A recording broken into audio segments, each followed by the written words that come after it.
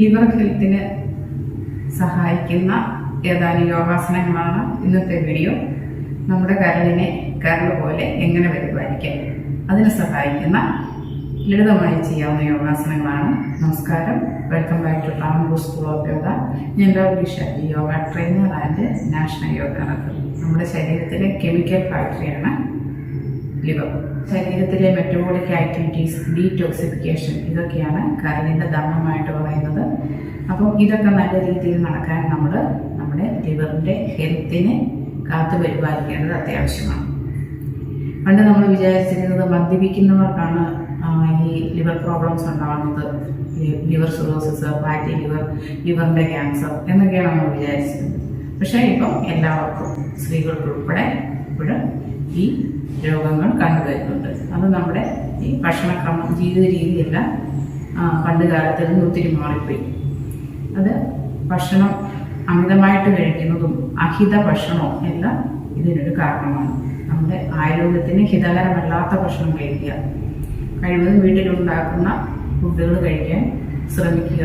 വല്ലപ്പോഴും ഒന്ന് പുറത്ത് ഫുഡ് കഴിക്കുന്നത് കുഴപ്പമില്ല. ഒരു സ്ഥിരമായിട്ട് പുറത്തുനിന്ന് ഇങ്ങനത്തെ കൃത്രിമ പാനീയങ്ങൾ, അതുപോലെ പ്രിസർവേറ്റീവ്സ് ഒക്കെ അടങ്ങിയ ഫുഡുകൾ, കെമിക്കൽസ്, രാസപദാർത്ഥങ്ങളൊക്കെ അടങ്ങിയ ഫുഡ്, ഇതൊക്കെ കഴിക്കുന്നത് നമ്മുടെ ലിവറിനെ വളരെ ഹാനികരമായിട്ട് ബാധിക്കും. പിന്നെ നിങ്ങൾക്കറിയാമല്ലോ, ലിവറിന് എന്തെങ്കിലും പ്രോബ്ലം ഉണ്ടായാൽ ഏറ്റവും ലാസ്റ്റ് അത് നമുക്ക് അറിയാൻ പറ്റത്തുള്ളൂ. കണ്ടീഷൻ വളരെ ഒരു ക്രിട്ടിക്കലായ സ്റ്റേജിലെ നമുക്ക് ഇത് ലിവറിന് പ്രോബ്ലം ഉണ്ടെന്ന് തിരിച്ചറിയാൻ പറ്റുള്ളൂ. കാരണം ഒരു 1/4 ഭാഗം ഉണ്ടെങ്കിലും ലിവർ അതിൻ്റെ ഫങ്ഷൻസ് വളരെ കൃത്യമായിട്ട് നിർവഹിക്കും. വളരെ ഒരു പുനർനിർമ്മാണ ശേഷിയുള്ളതാണ്. അപ്പം നമ്മൾ കഴിക്കുന്നത് ഡ്രിങ്ക്സ്, ഫുഡ് എല്ലാം ഈ ലിവറിൻ്റെ അതിജീവന ശേഷിയും മറച്ചു വയ്ക്കുന്ന രീതിയിലാണെങ്കിൽ അതിനെ പിടിച്ചു നിൽക്കാൻ സാധിക്കത്തില്ല. ആൽക്കഹോളൊക്കെ വിഘടിക്കുന്നത് നമ്മുടെ ലിവറിനുള്ളിൽ വെച്ചിട്ടാണ്. അപ്പം അമിതമായി മദ്യവത്ത് ചെല്ലുക എന്നൊക്കെ പറയുമ്പോൾ ലിവറിൻ്റെ കോശങ്ങളെ അത് നശിപ്പിക്കും. അതുപോലെ തന്നെയാണ് ഈ ആൽക്കഹോളിക് അല്ലാത്ത നോൺ ആൽക്കഹോളിക് ലിവർ ഡിസീസ് ഉള്ളവർക്കും അവരുടെ ഭക്ഷണ രീതിയിൽ മാറ്റം വരുത്തേണ്ടത് അത്യാവശ്യമാണ്. കൂടുതലും ഫൈബർ അടങ്ങിയ ഭക്ഷണം കഴിക്കണം, അതുപോലെ ഫ്രൂട്ട്സ് ആൻഡ് വെജിറ്റബിൾസ് കഴിക്കണം. ഇതിൻ്റെ പ്രധാനപ്പെട്ട കാര്യം നമ്മൾ ധാരാളമായി വെള്ളം കുടിക്കണം. ഈ ശരീരത്തിലുണ്ടാകുന്ന വേസ്റ്റ് ആൻഡ് ടോക്സിക് മെറ്റീരിയൽസിനെ എല്ലാം പുറന്തള്ളണമെങ്കിൽ വെള്ളം ധാരാളം കുടിക്കേണ്ടത് അത്യാവശ്യമാണ്. അപ്പോൾ ഞാൻ ദീർഘിപ്പിക്കുന്നില്ല, നിങ്ങൾക്കെല്ലാം അറിയാവുന്ന കാര്യങ്ങൾ തന്നെയാണിത്. അപ്പോൾ നമുക്ക് ഏതൊക്കെ യോഗാസനങ്ങൾ ചെയ്താൽ നമ്മുടെ ലിവറിൻ്റെ ആരോഗ്യം നിലനിർത്താം എന്നത് നോക്കാം. ഓക്കെ,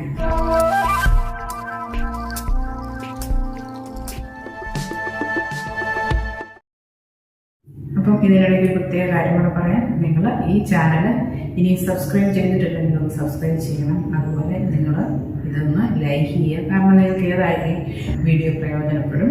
അതുപോലെ നമ്മൾ ഈ മനസ്സിലാക്കുന്ന കാര്യങ്ങൾ മറ്റുള്ളവർക്കും കൂടി ഒന്ന് ഷെയർ ചെയ്ത് കൊടുക്കുക. അവരും ഇത് മനസ്സിലാക്കി ഇതൊക്കെ ചെയ്തു തുടങ്ങട്ടെ. ഓക്കെ,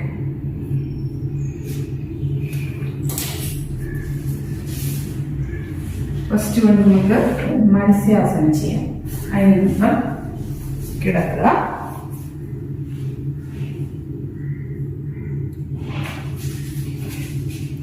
എന്നിട്ട് നമ്മളുടെ കൈകൾ രണ്ടും ഇങ്ങനെ നമ്മുടെ ശരീരത്തിൻ്റെ അടിയിലേക്ക് ഇങ്ങനെ കയറ്റി വെക്കുക. ഓക്കെ, എന്നിട്ട് ശ്വാസം എടുത്തുകൊണ്ട് തല ഉയർത്തി നമ്മുടെ കാലിൻ്റെ വിരലിലേക്ക് നോക്കണേ. എന്നിട്ട് ശ്വാസം എടുത്ത് തല ഉയർത്തി എന്നിട്ട് ബെൻഡ് ചെയ്യുക.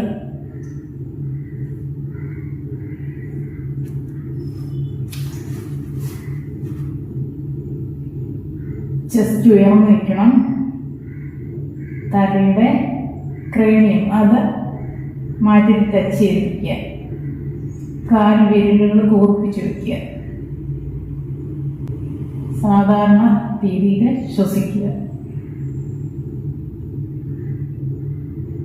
ഒരു 10 സെക്കൻഡ് ഹോൾഡ് ചെയ്യുക.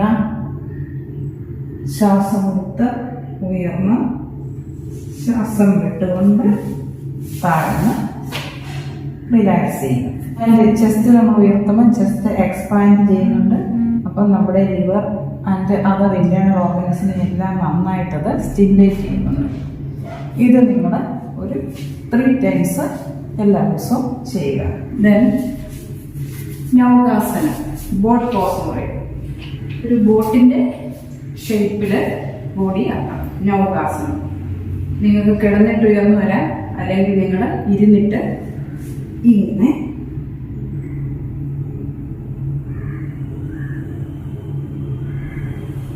ഓക്കെ കിടക്കുക. എന്നിട്ട് ശ്വാസം എടുത്തുകൊണ്ട് ഉയരുക. കാലുകളും ബോഡിയും ഉയർത്തി ഒരു വി ഷേപ്പിൽ വരിക, ഒരു ബോട്ടിന്റെ ഷേപ്പിൽ വരിക.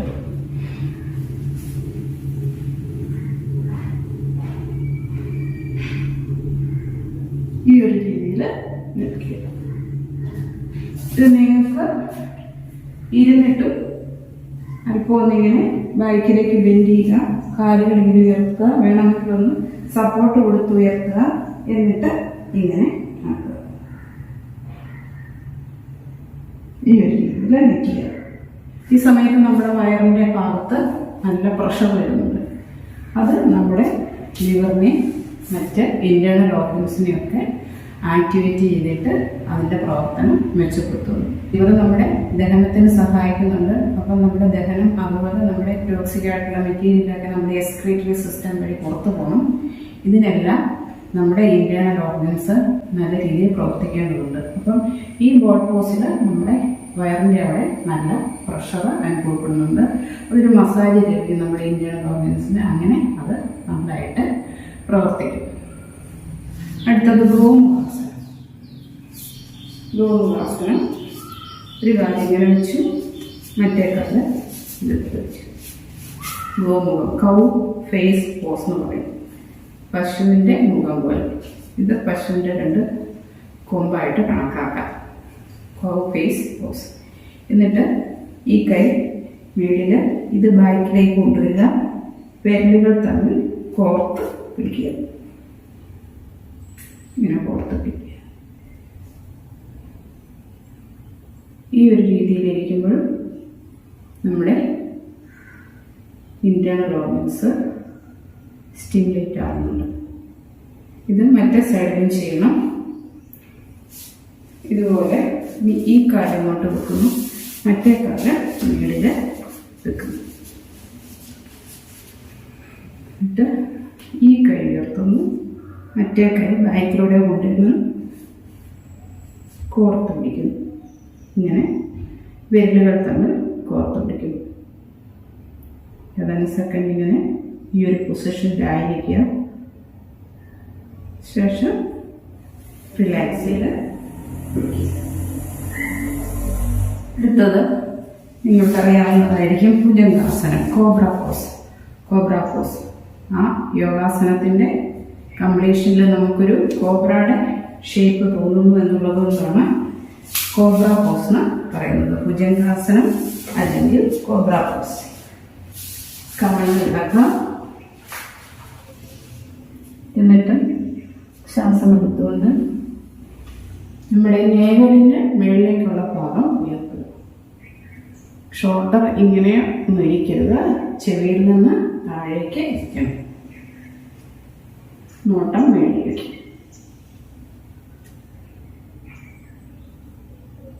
സാവധാനം ശ്വാസം വിട്ടുകൊണ്ട് താഴ്ന്നു വരിക. ഇതിങ്ങനെ ഉയരുന്ന സമയത്ത് നമ്മുടെ അബ്ഡോമിനൽ മസിൽസ് നന്നായിട്ട് സ്ട്രെച്ച് ചെയ്യുന്നത് വഴി ആ ഭാഗത്ത് നമ്മുടെ ഇന്റേണൽ ഓർഗൻസിന് ഒരു മസാജ് ലഭിക്കുകയും നല്ല രീതിയിൽ പ്രവർത്തിക്കാൻ സഹായിക്കും. ഷോൾഡർ അകലത്തിൽ, കാൽമുട്ടുകൾ ഷോൾഡർ അകലത്തിൽ, എന്നിട്ട് സാവധാനം ഇങ്ങനെ താഴുക.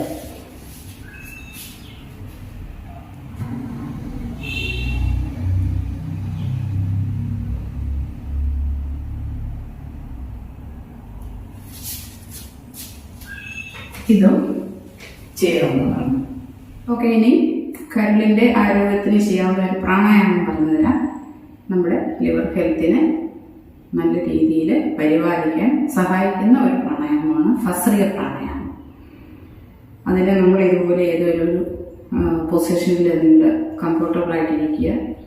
അതിന് ചെയറിലിരുന്നാലും മതി, താഴെ ഇരിക്കാൻ ബുദ്ധിമുട്ടുള്ളവർ ചെയറിലിരിക്കുക. എങ്ങനെ ഇരുന്നാലും നമ്മൾ നിവർന്നിരിക്കണം. നമ്മുടെ തല സ്പൈനെല്ലാം ഒരു നേർരേഖയിലായിരിക്കത്തതുപോലെ നിവർന്നിരിക്കുക. ഊന്നി ഇങ്ങനെ ഇരിക്കരുതെന്നാണ് പറഞ്ഞതിൻ്റെ ഉദ്ദേശം. കൈകൾ ഇങ്ങനെ പിടിക്കുക, ശ്വാസം എടുത്തുകൊണ്ട് കൈകൾ ഇങ്ങനെ ഉയർത്തുക, വിരലുകൾ അപ്പം നിവർന്നിരിക്കുക. കൈകൾ രണ്ടും ചെവിയോട് ചേർന്ന് ഇരിക്കാൻ ശ്രദ്ധിക്കുക. ശ്വാസം വിട്ടുകൊണ്ട് താഴെ.